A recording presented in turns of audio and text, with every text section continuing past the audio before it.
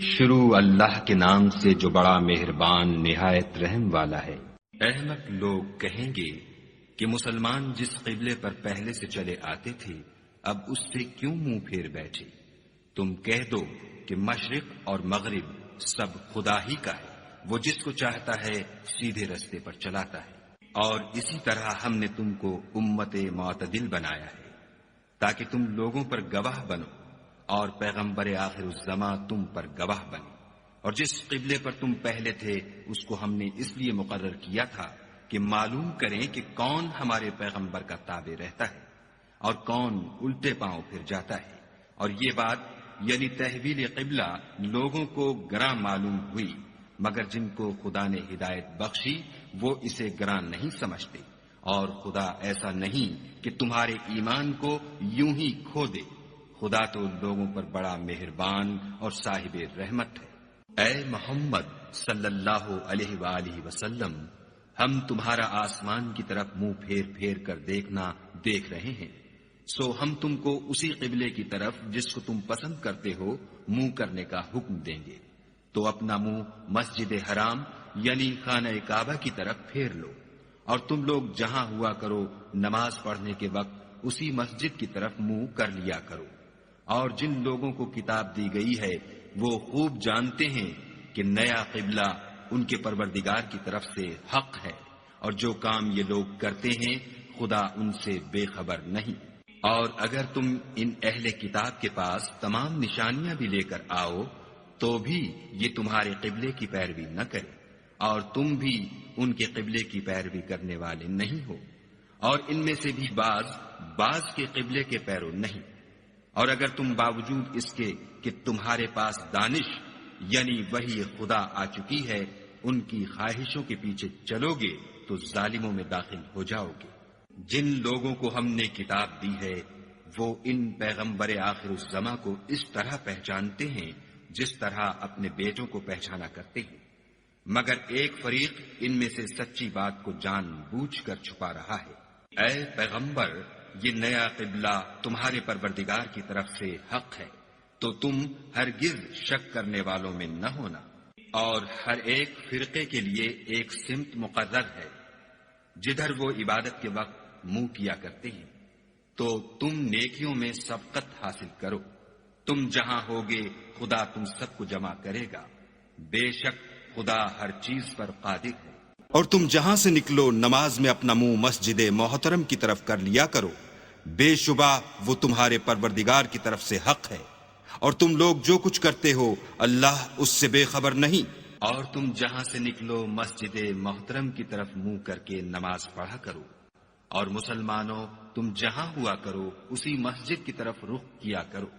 یہ تاکید اس لیے کی گئی ہے کہ لوگ تم کو کسی طرح کا الزام نہ دے سکے، مگر ان میں سے جو ظالم ہیں وہ الزام دیں تو دیں، سو ان سے مت ڈرنا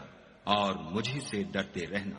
اور یہ بھی مقصود ہے کہ میں تم کو اپنی تمام نعمتیں بخشوں، اور یہ بھی کہ تم راہ راست پر چلو۔ جس طرح من جملہ اور نعمتوں کے ہم نے تمہیں میں سے ایک رسول بھیجے ہیں جو تم کو ہماری آیتیں پڑھ پڑھ کے سناتے اور تمہیں پاک بناتے اور کتاب یعنی قرآن اور دانائی سکھاتے ہیں، اور ایسی باتیں بتاتے ہیں جو تم پہلے نہیں جانتے تھے۔ سو تم مجھے یاد کیا کرو، میں تمہیں یاد کیا کروں گا، اور میرا احسان مانتے رہنا اور ناشکری نہ کرنا۔ اے ایمان والو، صبر اور نماز سے مدد لیا کرو، بے شک خدا صبر کرنے والوں کے ساتھ ہے۔ اور جو لوگ خدا کی راہ میں مارے جائیں ان کی نسبت یہ نہ کہنا کہ وہ مرے ہوئے ہیں، وہ مردہ نہیں بلکہ زندہ ہے، لیکن تم نہیں جانتے۔ اور ہم کسی قدر خوف اور بھوک اور مال اور جانوں اور میووں کے نقصان سے تمہاری آزمائش کریں گے، تو صبر کرنے والوں کو خدا کی خوشنودی کی بشارت سنا دو۔ ان لوگوں پر جب کوئی مصیبت واقع ہوتی ہے تو کہتے ہیں کہ ہم خدا ہی کا مال ہیں اور اسی کی طرف لوٹ کر جانے والے ہیں۔ یہی لوگ ہیں جن پر ان کے پروردگار کی مہربانی اور رحمت ہے، اور یہی سیدھے رستے پر ہیں۔ بے شک کوہ صفا اور مروہ خدا کی نشانیوں میں سے ہیں، تو جو شخص خانہ کعبہ کا حج یا عمرہ کرے اس پر کچھ گناہ نہیں کہ دونوں کا طواف کرے، بلکہ طواف ایک قسم کا نیک کام ہے، اور جو کوئی نیک کام کرے تو خدا قدر شناس اور دانا ہے۔ جو لوگ ہمارے حکموں اور ہدایتوں کو جو ہم نے نازل کی ہیں کسی غرض فاسد سے چھپاتے ہیں،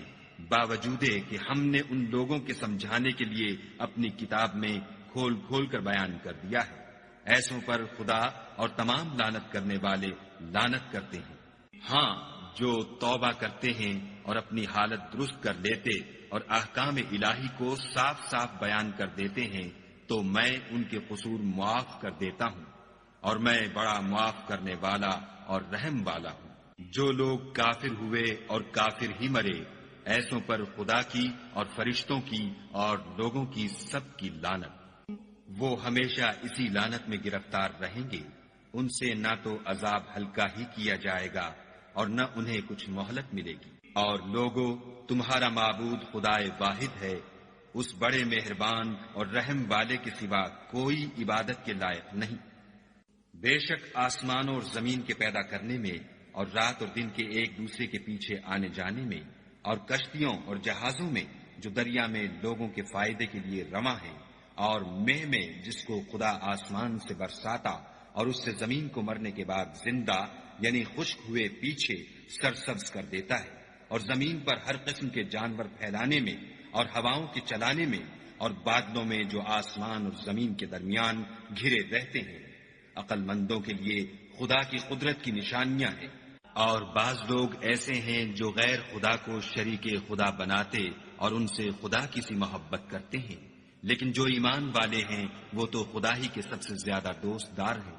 اور اے کاش ظالم لوگ جو بات عذاب کے وقت دیکھیں گے اب دیکھ لیتے کہ سب طرح کی طاقت خدا ہی کو ہے، اور یہ کہ خدا سخت عذاب کرنے والا ہے۔ اس دن کفر کے پیشوا اپنے پیرووں سے بیزاری ظاہر کریں گے اور دونوں عذاب الہی دیکھ لیں گے اور ان کے آپس کے تعلقات منقطع ہو جائیں گے۔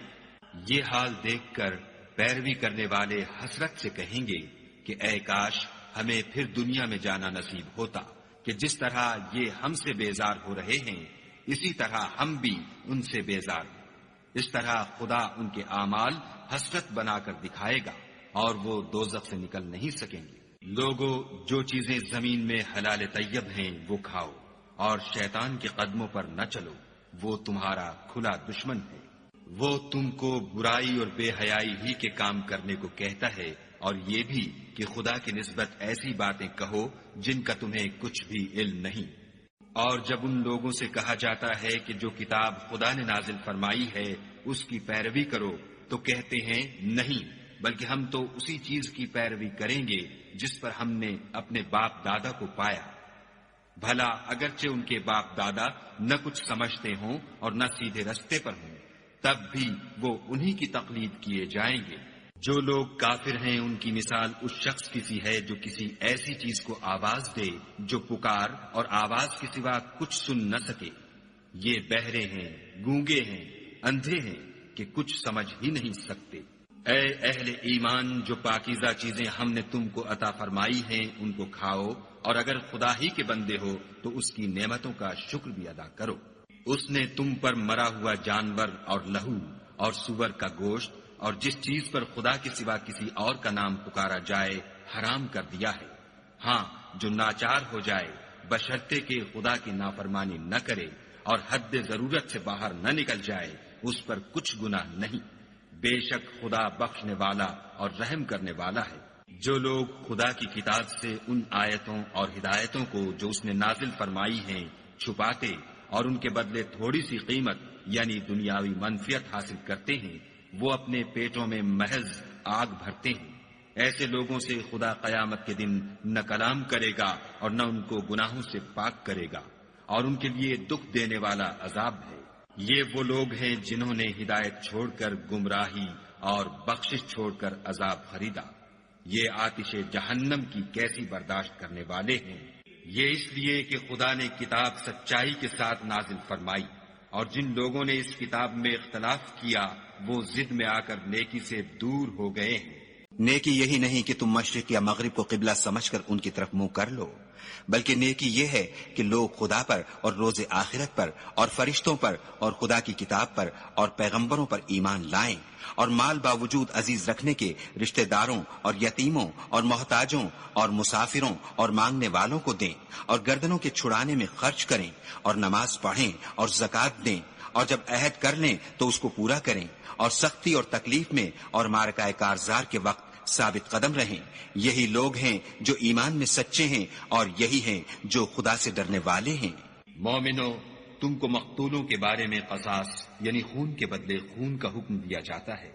اس طرح پر کہ آزاد کے بدلے آزاد مارا جائے، اور غلام کے بدلے غلام، اور عورت کے بدلے عورت، اور اگر قاتل کو اس کے مقتول بھائی کے قصاص میں سے کچھ معاف کر دیا جائے تو وارث مقتول کو پسندیدہ طریق سے قرارداد کی پیروی یعنی مطالبہ خون بہا کرنا اور قاتل کو خوش ہوئی کے ساتھ ادا کرنا چاہیے۔ یہ پروردگار کی طرف سے تمہارے لیے آسانی اور مہربانی ہے، جو اس کے بعد زیادتی کرے اس کے لیے دکھ کا عذاب ہے۔ اور اے اہل عقل،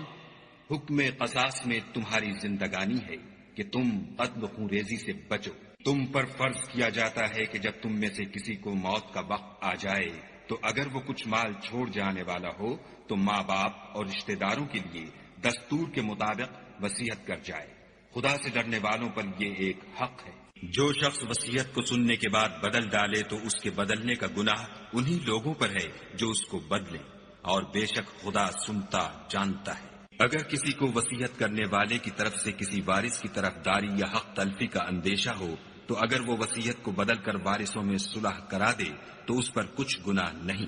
بے شک خدا بخشنے والا اور رحم والا ہے۔ مومنو، تم پر روزے فرض کیے گئے ہیں جس طرح تم سے پہلے لوگوں پر فرض کیے گئے تھے تاکہ تم پرہیزگار بنو۔ روزوں کے دن گنتی کے چند روز ہیں، تو جو شخص تم میں سے بیمار ہو یا سفر میں ہو تو دوسرے دنوں میں روزوں کا شمار پورا کر لے، اور جو لوگ روزہ رکھنے کی طاقت رکھیں لیکن رکھیں نہیں وہ روزے کے بدلے محتاج کو کھانا کھلا دیں، اور جو کوئی شوق سے نیکی کرے تو اس کے حق میں زیادہ اچھا ہے، اور اگر سمجھو تو روزہ رکھنا ہی تمہارے حق میں بہتر ہے۔ روزوں کا مہینہ رمضان کا مہینہ ہے جس میں قرآن اول نازل ہوا، جو لوگوں کا رہنما ہے اور جس میں ہدایت کی کھلی نشانیاں ہیں، اور جو حق و باطل کو الگ الگ کرنے والا ہے۔ تو جو کوئی تم میں سے اس مہینے میں موجود ہو چاہیے کہ پورے مہینے کے روزے رکھے، اور جو بیمار ہو یا سفر میں ہو تو دوسرے دنوں میں رکھ کر ان کا شمار پورا کر لے۔ خدا تمہارے حق میں آسانی چاہتا ہے اور سختی نہیں چاہتا، اور یہ آسانی کا حکم اس لیے دیا گیا ہے کہ تم روزوں کا شمار پورا کر لو، اور اس احسان کے بدلے کہ خدا نے تم کو ہدایت بخشی ہے تم اس کو بزرگی سے یاد کرو اور اس کا شکر کرو۔ اور اے پیغمبر، جب تم سے میرے بندے میرے بارے میں دریافت کریں تو کہہ دو کہ میں تو تمہارے پاس ہوں، جب کوئی پکارنے والا مجھے پکارتا ہے تو میں اس کی دعا قبول کرتا ہوں۔ تو ان کو چاہیے کہ میرے حکموں کو مانیں اور مجھ پر ایمان لائیں تاکہ نیک رستہ پائیں۔ روزوں کی راتوں میں تمہارے لیے اپنی عورتوں کے پاس جانا جائز کر دیا گیا ہے، وہ تمہاری پوشاک ہیں اور تم ان کی پوشاک ہو۔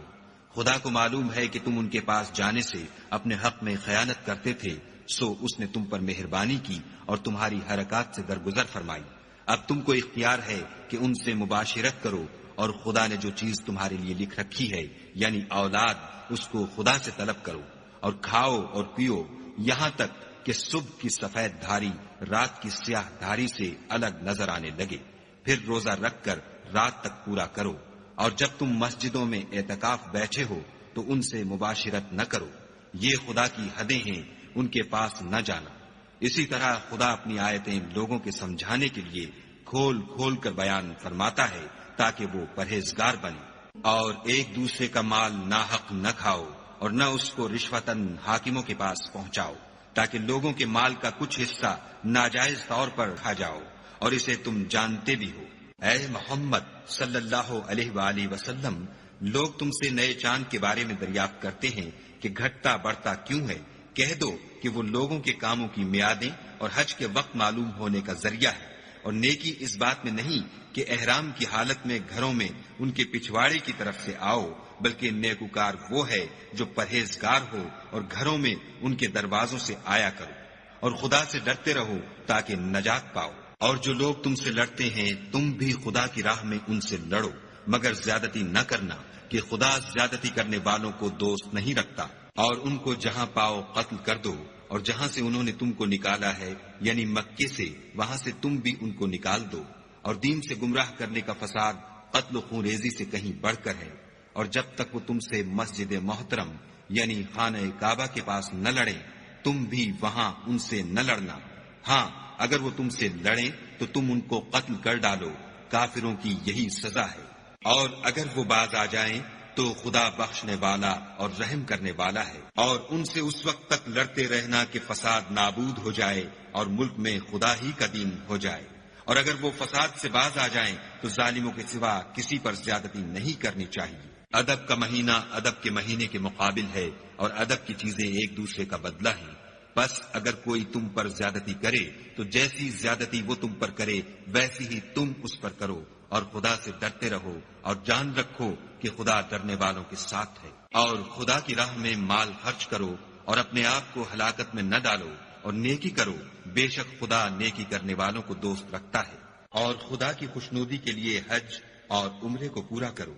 اور اگر رستے میں روک لیے جاؤ تو جیسی قربانی میسر ہو کر دو، اور جب تک قربانی اپنے مقام پر نہ پہنچ جائے سر نہ مڈاؤ۔ اور اگر کوئی تم میں بیمار ہو یا اس کے سر میں کسی طرح کی تکلیف ہو تو اگر وہ سر منڈا لے تو اس کے بدلے روزے رکھے یا صدقہ دے یا قربانی کرے۔ پھر جب تکلیف دور ہو کر تم مطمئن ہو جاؤ تو جو تم میں حج کے وقت تک عمرے سے فائدہ اٹھانا چاہے وہ جیسی قربانی میسر ہو کرے، اور جس کو قربانی نہ ملے وہ 3 روزے ایام حج میں رکھے، اور 7 جب واپس ہو۔ یہ پورے 10 ہوئے۔ یہ حکم اس شخص کے لیے ہے جس کے اہل و عیال مکے میں نہ رہتے ہوں۔ اور خدا سے ڈرتے رہو اور جان رکھو کہ خدا سخت عذاب دینے والا ہے۔ حج کے مہینے معین ہیں جو معلوم ہیں، تو جو شخص ان مہینوں میں حج کی نیت کر لے تو حج کے دنوں میں نہ عورتوں سے اختلاط کرے، نہ کوئی برا کام کرے، اور نہ کسی سے جھگڑے۔ اور جو نیک کام تم کرو گے وہ خدا کو معلوم ہو جائے گا۔ اور زاد راہ یعنی رستے کا خرچ ساتھ لے جاؤ، کیونکہ بہتر فائدہ زاد راہ کا پرہیزگاری ہے۔ اور اے اہل عقل مجھ سے ڈرتے رہو۔ اس کا تمہیں کچھ گناہ نہیں کہ حج کے دنوں میں بذریعہ تجارت اپنے پروردگار سے روزی طلب کرو۔ اور جب عرفات سے واپس ہونے لگو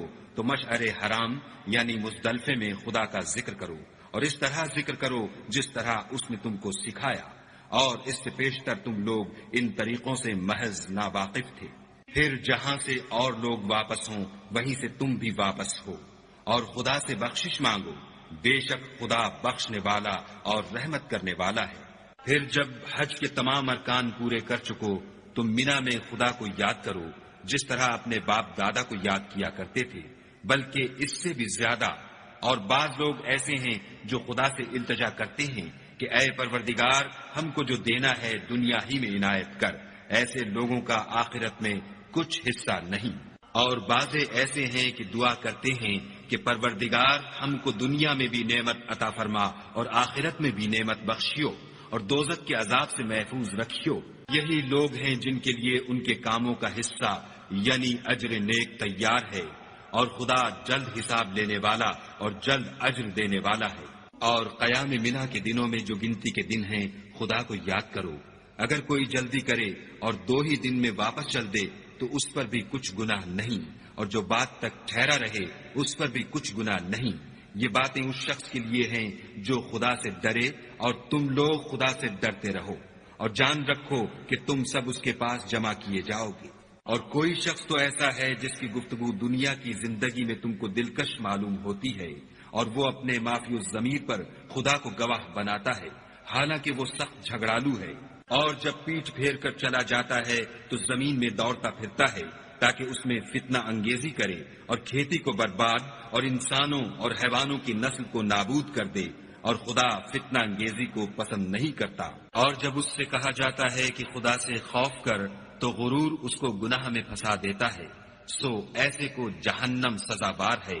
اور وہ بہت برا ٹھکانہ ہے۔ اور کوئی شخص ایسا ہے کہ خدا کی خوشنودی حاصل کرنے کے لیے اپنی جان بیچ ڈالتا ہے، اور خدا بندوں پر بہت مہربان ہے۔ مومنو، اسلام میں پورے داخل ہو جاؤ اور شیطان کے پیچھے نہ چلو، وہ تو تمہارا صریح دشمن ہے۔ پھر اگر تم احکام روشن پہنچ جانے کے بعد لڑکھڑا جاؤ تو جان رکھو کہ خدا غالب اور حکمت والا ہے۔ کیا یہ لوگ اسی بات کے منتظر ہیں کہ ان پر خدا کا عذاب بادل کے سائبانوں میں آ نازل ہو اور فرشتے بھی اتر آئیں اور کام تمام کر دیا جائے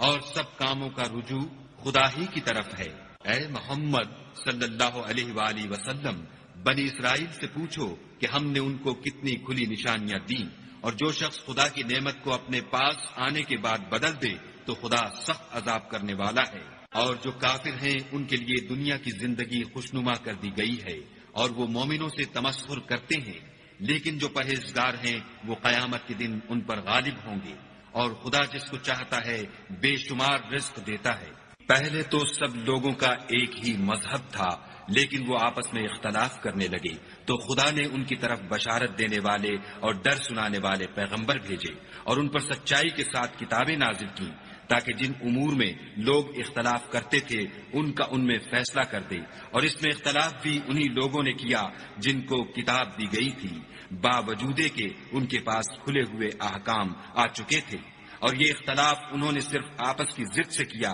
تو جس امر حق میں وہ اختلاف کرتے تھے خدا نے اپنی مہربانی سے مومنوں کو اس کی راہ دکھا دی، اور خدا جس کو چاہتا ہے سیدھا رستہ دکھا دیتا ہے۔ کیا تم یہ خیال کرتے ہو کہ یوں ہی بہشت میں داخل ہو جاؤ گے؟ اور ابھی تو تم کو پہلے لوگوں کی سی مشکلیں تو پیش آئی ہی نہیں، ان کو بڑی بڑی سختیاں اور تکلیفیں پہنچیں، اور وہ صعوبتوں میں ہلا ہلا دیے گئے، یہاں تک کہ پیغمبر اور مومن لوگ جو ان کے ساتھ تھے سب پکار اٹھے کہ کب خدا کی مدد آئے گی۔ دیکھو خدا کی مدد ان قریب آیا چاہتی ہے۔ اے محمد صلی اللہ علیہ وآلہ وسلم، لوگ تم سے پوچھتے ہیں کہ خدا کی راہ میں کس طرح کا مال خرچ کریں۔ کہہ دو کہ جو چاہو خرچ کرو، لیکن جو مال خرچ کرنا چاہو وہ درجہ بدرجہ اہل استحقاق یعنی ماں باپ کو اور قریب کے رشتہ داروں کو اور یتیموں کو اور محتاجوں کو اور مسافروں کو سب کو دو، اور جو بھلائی تم کرو گے خدا اس کو جانتا ہے۔ مسلمانوں، تم پر خدا کے راستے میں لڑنا فرض کر دیا گیا ہے، وہ تمہیں ناگوار تو ہوگا، مگر عجب نہیں کہ ایک چیز تم کو بری لگے اور وہ تمہارے حق میں بھلی ہو، اور عجب نہیں کہ ایک چیز تم کو بھلی لگے اور وہ تمہارے لیے مضر ہو، اور ان باتوں کو خدا ہی بہتر جانتا ہے اور تم نہیں جانتے۔ اے محمد صلی اللہ علیہ وآلہ وسلم، لوگ تم سے عزت والے مہینوں میں لڑائی کرنے کے بارے میں دریافت کرتے ہیں۔ کہہ دو کہ ان میں لڑنا بڑا گناہ ہے، اور خدا کی راہ سے روکنا اور اس سے کفر کرنا اور مسجد حرام یعنی خانہ کعبہ میں جانے سے بند کرنا اور اہل مسجد کو اس میں سے نکال دینا، جو یہ کفار کرتے ہیں خدا کے نزدیک اس سے بھی زیادہ گناہ ہے، اور فتنہ انگیزی خون ریزی سے بھی بڑھ کر ہے، اور یہ لوگ ہمیشہ تم سے لڑتے رہیں گے یہاں تک کہ اگر مقدور رکھیں تو تم کو تمہارے دین سے پھیر دیں، اور جو کوئی تم میں سے اپنے دین سے پھر کر کافر ہو جائے گا اور کافر ہی مرے گا تو ایسے لوگوں کے اعمال دنیا اور آخرت دونوں میں برباد ہو جائیں گے، اور یہی لوگ دوزخ میں جانے والے ہیں جس میں ہمیشہ رہیں گے۔ جو لوگ ایمان لائے اور خدا کے لیے وطن چھوڑ گئے اور کفار سے جنگ کرتے رہے وہی خدا کی رحمت کے امیدوار ہیں، اور خدا بخشنے والا اور رحمت کرنے والا ہے۔ اے پیغمبر، لوگ تم سے شراب اور جوئے کا حکم دریافت کرتے ہیں، کہہ دو کہ ان میں نقصان بڑے ہیں اور لوگوں کے لیے کچھ فائدے بھی ہیں، مگر ان کے نقصان فائدوں سے کہیں زیادہ ہیں۔ اور یہ بھی تم سے پوچھتے ہیں کہ خدا کی راہ میں کون سا مال خرچ کریں، کہہ دو کہ جو ضرورت سے زیادہ ہو۔ اس طرح خدا تمہارے لیے اپنے احکام کھول کھول کر بیان فرماتا ہے تاکہ تم سوچو، یعنی دنیا اور آخرت کی باتوں میں غور کرو۔ اور تم سے یتیموں کے بارے میں بھی دریافت کرتے ہیں، کہہ دو کہ ان کی حالت کی اصلاح بہت اچھا کام ہے، اور اگر تم ان سے مل جل کر رہنا یعنی خرچ اکٹھا رکھنا چاہو تو وہ تمہارے بھائی ہیں، اور خدا خوب جانتا ہے کہ خرابی کرنے والا کون ہے اور اصلاح کرنے والا کون، اور اگر خدا چاہتا تو تم کو تکلیف میں ڈال دیتا، بے شک خدا غالب اور حکمت والا ہے۔ اور مومنوں، مشرک عورتوں سے جب تک ایمان نہ لائیں نکاح نہ کرنا، کیونکہ مشرک عورت خواہ تم کو کیسی ہی بھلی لگے اس سے مومن لونڈی بہتر ہے، اور اسی طرح مشرک مرد جب تک ایمان نہ لائیں مومن عورت کو ان کی زوجیت میں نہ دینا، کیونکہ مشرک مرد سے خواہ وہ تم کو کیسا ہی بھلا لگے مومن غلام بہتر ہے۔ یہ مشرک لوگوں کو دوزخ کی طرف بلاتے ہیں اور خدا اپنی مہربانی سے بہشت اور بخشش کی طرف بلاتا ہے اور اپنے حکم لوگوں سے کھول کھول کر بیان کرتا ہے تاکہ نصیحت حاصل کریں۔ اور تم سے حیض کے بارے میں دریافت کرتے ہیں، کہہ دو وہ تو نجاست ہے، سو ایام حیض میں عورتوں سے کنارہ کش رہو، اور جب تک پاک نہ ہو جائیں ان سے مقاربت نہ کرو۔ ہاں جب پاک ہو جائیں تو جس طریق سے خدا نے تمہیں ارشاد فرمایا ہے ان کے پاس جاؤ۔ کچھ شک نہیں کہ خدا توبہ کرنے والوں اور پاک صاف رہنے والوں کو دوست رکھتا ہے۔ تمہاری عورتیں تمہاری کھیتی ہیں، تو اپنی کھیتی میں جس طرح چاہو جاؤ، اور اپنے لیے نیک عمل آگے بھیجو، اور خدا سے ڈرتے رہو اور جان رکھو کہ ایک دن تمہیں اس کے روبرو حاضر ہونا ہے۔ اور اے پیغمبر، ایمان والوں کو بشارت سنا دو، اور خدا کے نام کو اس بات کا ہیلہ نہ بنانا کہ اس کی قسمیں کھا کھا کر سلوک کرنے اور پرہیزگاری کرنے اور لوگوں میں صلح و سازگاری کرانے سے رک جاؤ، اور خدا سب کچھ سنتا اور جانتا ہے۔ خدا تمہاری لغو قسموں پر تم سے مواخذہ نہیں کرے گا، لیکن جو قسمیں تم قصد دلی سے کھاؤ گے ان پر مواخذہ کرے گا، اور خدا بخشنے والا بردبار ہے۔ جو لوگ اپنی عورتوں کے پاس جانے کی قسم کھا لیں ان کو 4 مہینے انتظار کرنا چاہیے۔ اگر اس عرصے میں قسم سے رجوع کر لیں تو خدا بخشنے والا مہربان ہے، اور اگر طلاق کا ارادہ کر لیں تو بھی خدا سنتا اور جانتا ہے۔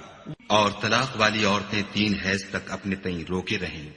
اور اگر وہ خدا اور روز قیامت پر ایمان رکھتی ہیں تو ان کو جائز نہیں کہ خدا نے جو کچھ ان کے شکم میں پیدا کیا ہے اس کو چھپائیں، اور ان کے خامند اگر پھر موافقت چاہیں تو اس مدت میں وہ ان کو اپنی زوجیت میں لے لینے کے زیادہ حقدار ہیں۔ اور عورتوں کا حق مردوں پر ویسا ہی ہے جیسے دستور کے مطابق مردوں کا حق عورتوں پر ہے، البتہ مردوں کو عورتوں پر فضیلت ہے، اور خدا غالب اور صاحب حکمت ہے۔ طلاق صرف 2 بار ہے، یعنی جب 2 دفعہ طلاق دے دی جائے تو پھر عورتوں کو یا تو بطریق شائستہ نکاح میں رہنے دینا ہے یا بھلائی کے ساتھ چھوڑ دینا، اور یہ جائز نہیں کہ جو مہر تم ان کو دے چکے ہو اس میں سے کچھ واپس لے لو۔ ہاں اگر زن و شوہر کو خوف ہو کہ وہ خدا کی حدوں کو قائم نہیں رکھ سکیں گے تو اگر عورت خاوند کے ہاتھ سے رہائی پانے کے بدلے میں کچھ دے ڈالے تو دونوں پر کچھ گناہ نہیں۔ یہ خدا کی مقرر کی ہوئی حدیں ہیں، ان سے باہر نہ نکلنا، اور جو لوگ خدا کی حدوں سے باہر نکل جائیں گے وہ گناہگار ہوں گے۔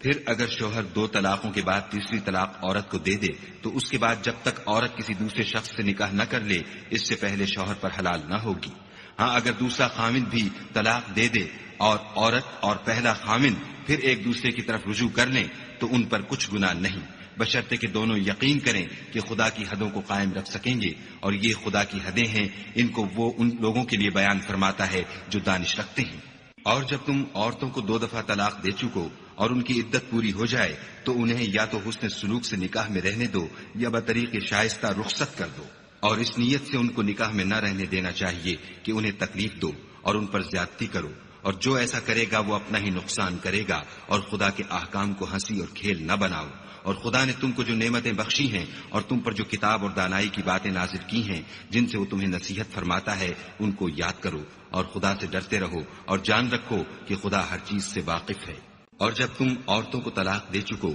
اور ان کی عدت پوری ہو جائے تو ان کو دوسرے شوہروں کے ساتھ جب وہ آپس میں جائز طور پر راضی ہو جائیں نکاح کرنے سے مت روکو۔ اس حکم سے اس شخص کو نصیحت کی جاتی ہے جو تم میں خدا اور روز آخرت پر یقین رکھتا ہے، یہ تمہارے لیے نہایت خوب اور بہت پاکیزگی کی بات ہے، اور خدا جانتا ہے اور تم نہیں جانتے۔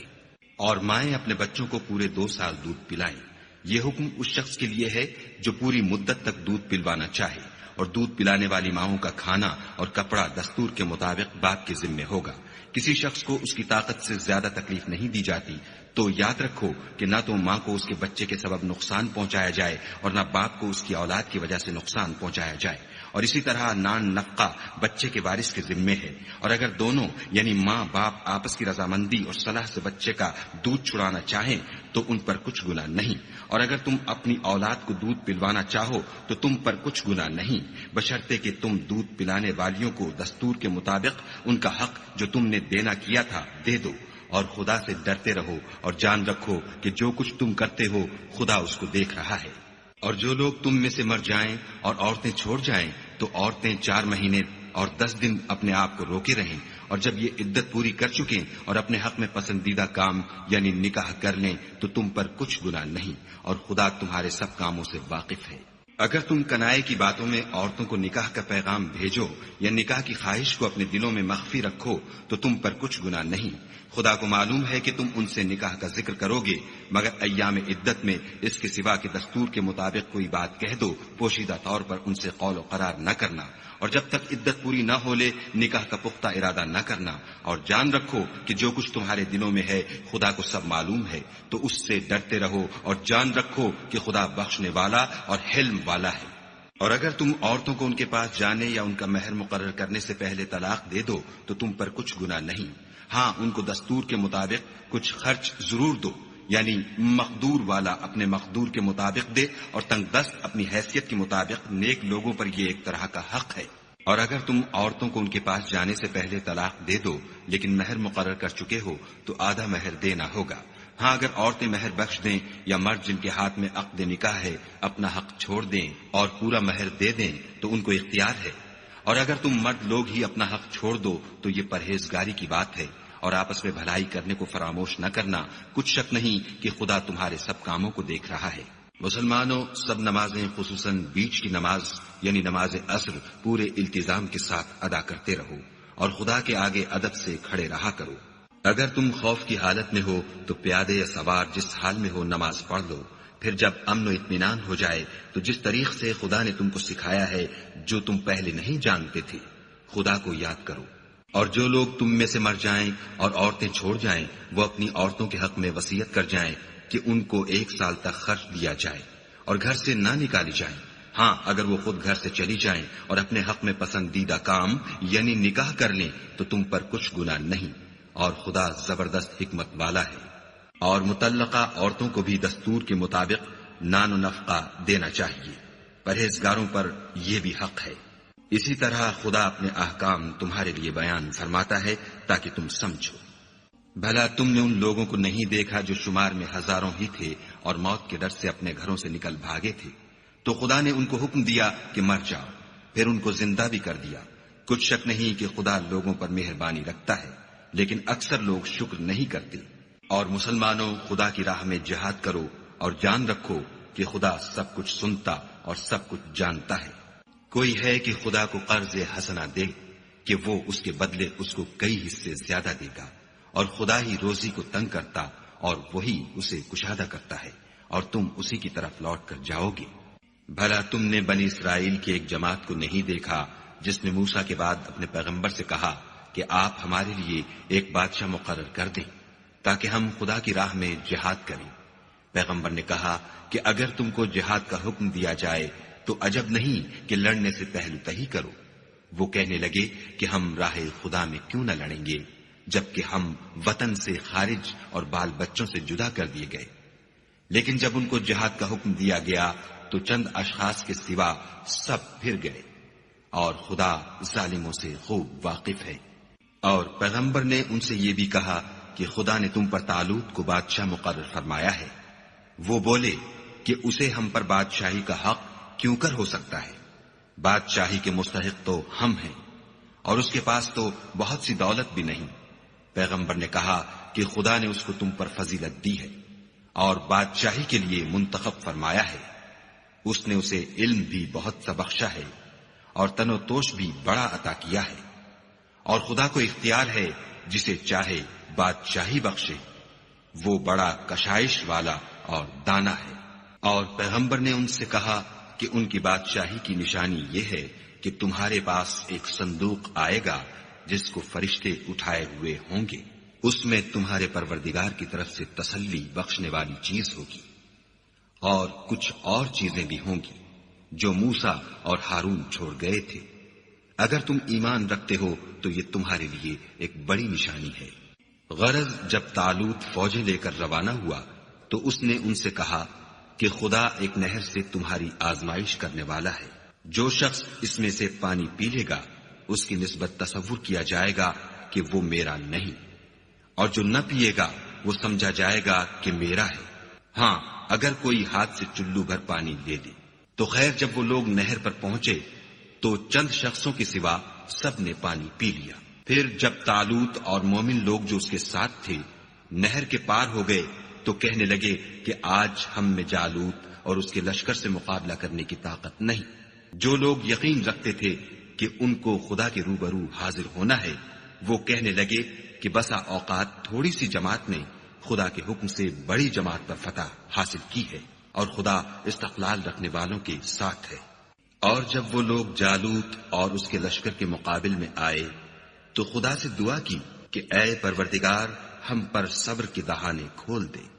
اور ہمیں لڑائی میں ثابت قدم رکھ اور لشکر کفار پر فتح یاب کر۔ تو طالوت کی فوج نے خدا کے حکم سے ان کو ہزیمت دی، اور داؤد نے جالوت کو قتل کر ڈالا، اور خدا نے ان کو بادشاہی اور دانائی بخشی، اور جو کچھ چاہا سکھایا۔ اور اگر خدا لوگوں کو ایک دوسرے پر چڑھائی اور حملہ کرنے سے نہ ہٹاتا رہتا تو ملک تباہ ہو جاتا، لیکن خدا اہل عالم پر بڑا مہربان ہے۔ یہ خدا کی آیتیں ہیں جو ہم تم کو سچائی کے ساتھ پڑھ کر سناتے ہیں، اور اے محمد صلی اللہ علیہ وآلہ وسلم، تم بلا شبہ پیغمبروں میں سے ہو۔